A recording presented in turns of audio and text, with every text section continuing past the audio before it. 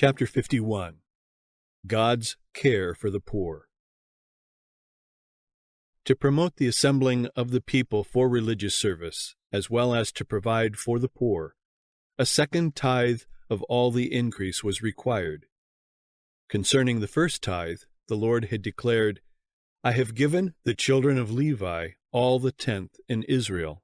Numbers 18, verse 21.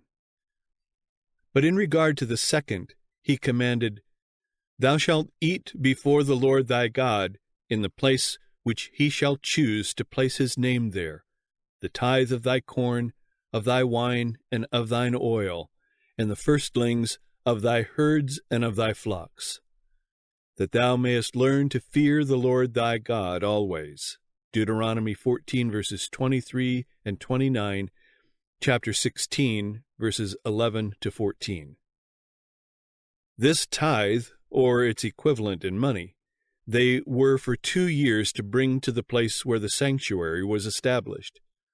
After presenting a thank offering to God and a specified portion to the priest, the offerers were to use the remainder for a religious feast, in which the Levite, the stranger, the fatherless, and the widow should participate.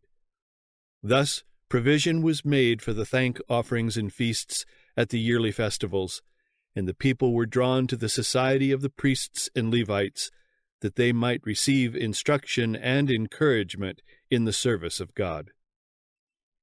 Every third year, however, this second tithe was to be used at home in entertaining the Levite and the poor, as Moses said, "that they may eat within thy gates and be filled." Deuteronomy 26, verse 12. This tithe would provide a fund for the uses of charity and hospitality. And further provision was made for the poor. There is nothing, after their recognition of the claims of God, that more distinguishes the laws given by Moses than the liberal, tender, and hospitable spirit enjoined toward the poor. Although God had promised greatly to bless his people, it was not his design that poverty should be wholly unknown among them. He declared that the poor should never cease out of the land. There would ever be those among his people who would call into exercise their sympathy, tenderness, and benevolence. Then, as now, persons were subject to misfortune, sickness, and loss of property. Yet so long as they followed the instruction given by God, there were no beggars among them, neither any who suffered for food. The law of God gave the poor a right to a certain portion of the produce of the soil. When hungry, a man was at liberty to go to his neighbor's field or orchard or vineyard and eat of the grain or fruit to satisfy his hunger. It was in accordance with this permission that the disciples of Jesus plucked and ate of the standing grain as they passed through a field upon the Sabbath day. All the gleanings of harvest, field, orchard, and vineyard belonged to the poor. "When thou cuttest down thine harvest in thy field," said Moses, "and hast forgot a sheaf in the field, thou shalt not go again to fetch it. When thou beatest thine olive tree, thou shalt not go over the boughs again. When thou gatherest the grapes of thy vineyard, thou shalt not glean it afterward. It shall be for the stranger, for the fatherless, and for the widow. And thou shalt remember that thou wast a bondman in the land of Egypt." Deuteronomy 24, verses 19 to 22, Leviticus 19, verses 9 and 10. Every seventh year special provision was made for the poor. The sabbatical year, as it was called, began at the end of the harvest. At the seed time, which followed the ingathering, the people were not to sow. They should not dress the vineyard in the spring, and they must expect neither harvest nor vintage. Of that which the land produced spontaneously they might eat while fresh, but they were not to lay up any portion of it in their storehouses. The yield of this year was to be free for the stranger, the fatherless, and the widow, and even for the creatures of the field. Exodus 23, verses 10 and 11, Leviticus 25, verse 5. But if the land ordinarily produced only enough to supply the wants of the people, how were they to subsist during the year when no crops were gathered? For this, the promise of God made ample provision. I will command my blessing upon you in the 6th year, he said, and it shall bring forth fruit for 3 years. And ye shall sow the 8th year, and eat yet of old fruit until the 9th year. Until her fruits come in, ye shall eat of the old store. Leviticus 25, verses 21 and 22. The observance of the sabbatical year was to be a benefit to both the land and the people. The soil, lying untilled for one season, would afterward produce more plentifully. The people were released from the pressing labors of the field, and while there were various branches of work that could be followed during this time, all enjoyed greater leisure, which afforded opportunity for the restoration of their physical powers for the exertions of the following years. They had more time for meditation and prayer, for acquainting themselves with the teachings and requirements of the Lord, and for the instruction of their households. In the sabbatical year, the Hebrew slaves were to be set at liberty, and they were not to be sent away portionless. The Lord's direction was, When thou sendest him out free from thee, thou shalt not let him go away empty. Thou shalt furnish him liberally out of thy flock, and out of thy floor, and out of thy winepress. Of that wherewith the Lord thy God hath blessed thee, thou shalt give unto him. Deuteronomy 15, verses 13 and 14. The hire of a laborer was to be promptly paid. Thou shalt not oppress a hired servant that is poor and needy, whether he be of thy brethren or of thy strangers that are in thy land. At his day thou shalt give him his hire, neither shall the sun go down upon it, for he is poor, and setteth his heart upon it. Deuteronomy 24, verses 14 and 15. Special directions were also given concerning the treatment of fugitives from service. Thou shalt not deliver unto his master the servant which is escaped from his master unto thee. He shall dwell with thee, even among you, in that place which he shall choose in one of thy gates, where it liketh him best. Thou shalt not oppress him. Deuteronomy 23, verses 15 and 16. To the poor, the 7th year was a year of release from debt.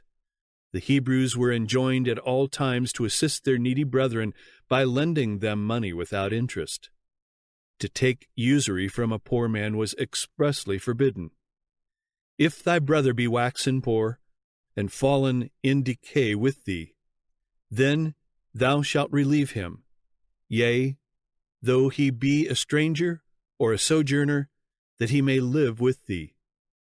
Take thou no usury of him, or increase, but fear thy God, that thy brother may live with thee.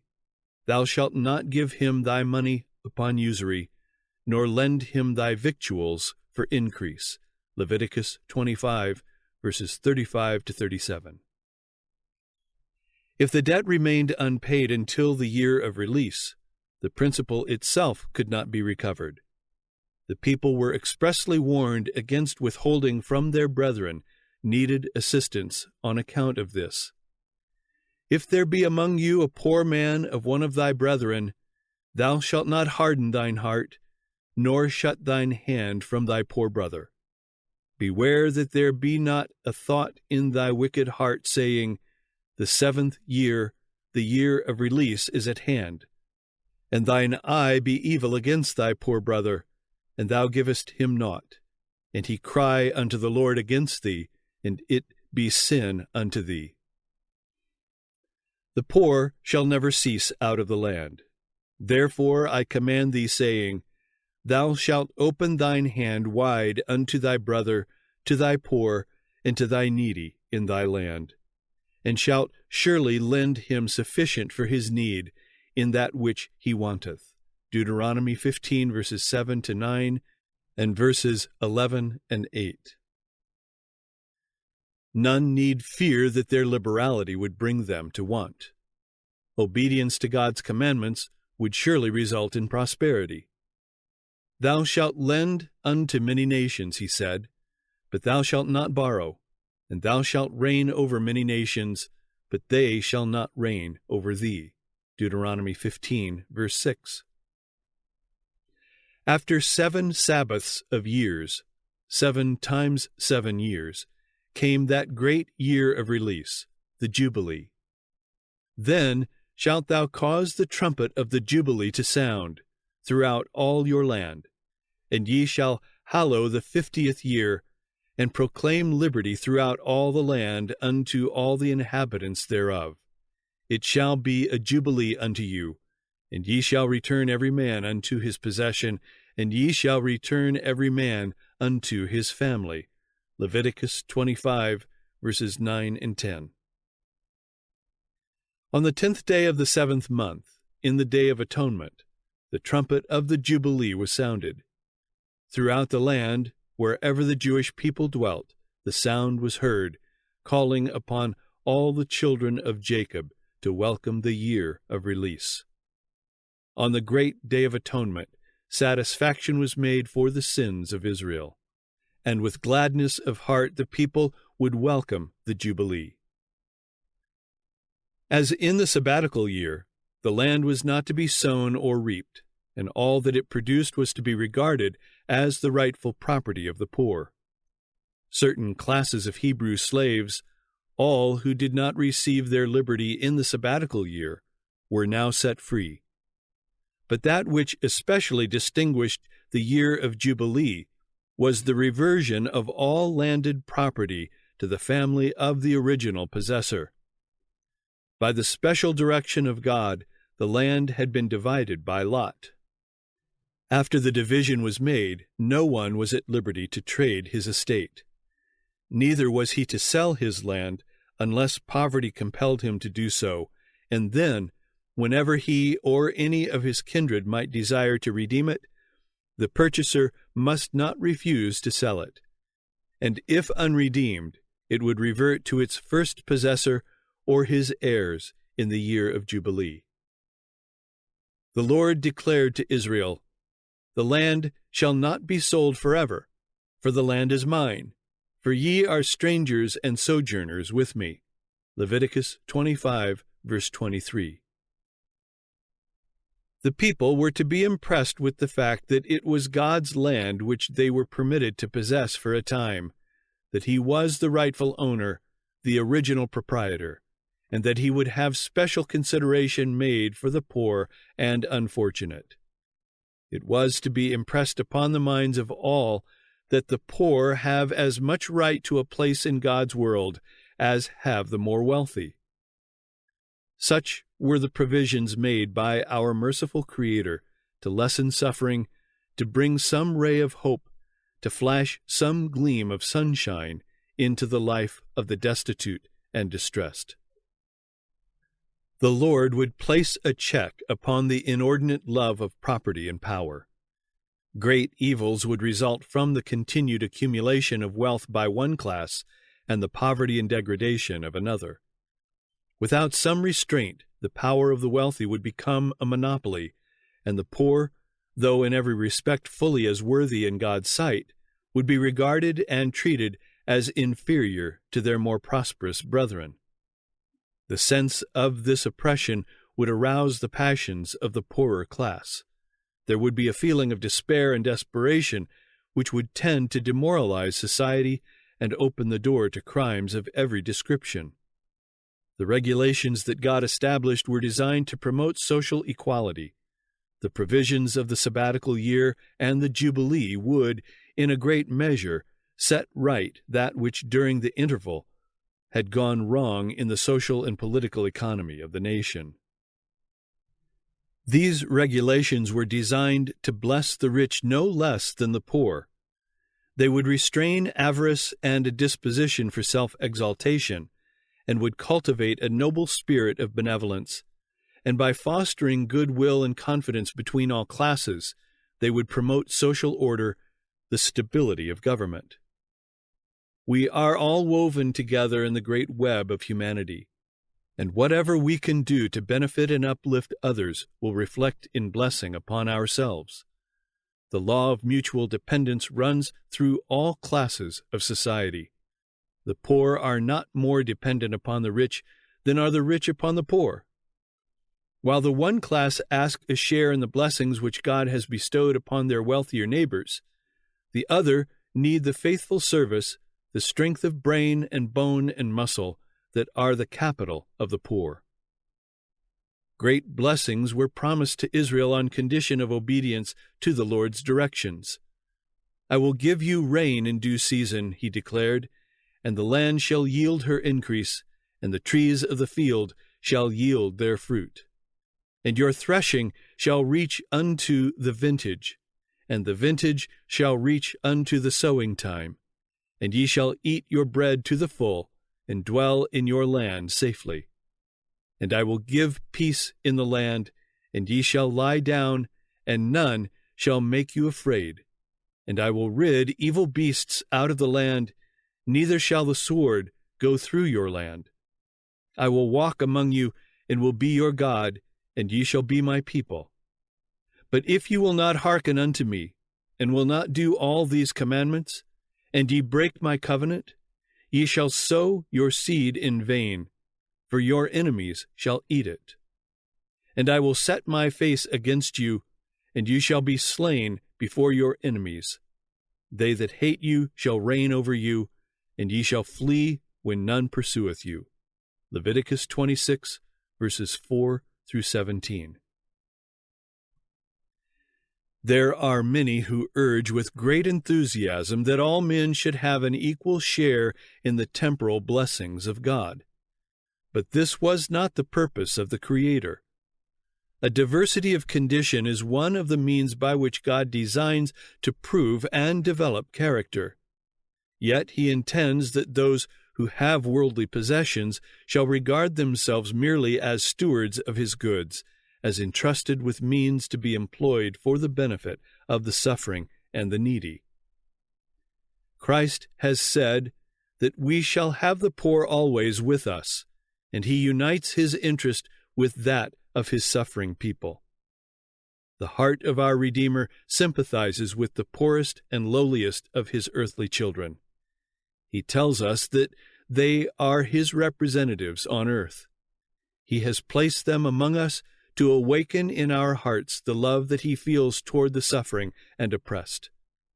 Pity and benevolence shown to them are accepted by Christ as if shown to himself.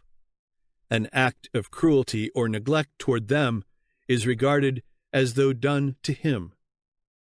If the law given by God for the benefit of the poor had continued to be carried out, how different would be the present condition of the world morally, spiritually, and temporally.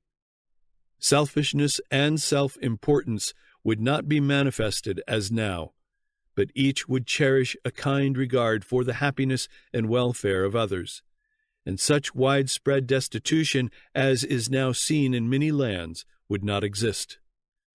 The principles which God has enjoined would prevent the terrible evils that in all ages have resulted from the oppression of the rich toward the poor, and the suspicion and hatred of the poor toward the rich. While they might hinder the amassing of great wealth and the indulgence of unbounded luxury, they would prevent the consequent ignorance and degradation of tens of thousands whose ill-paid servitude is required to build up these colossal fortunes. They would bring a peaceful solution of those problems that now threaten to fill the world with anarchy and bloodshed.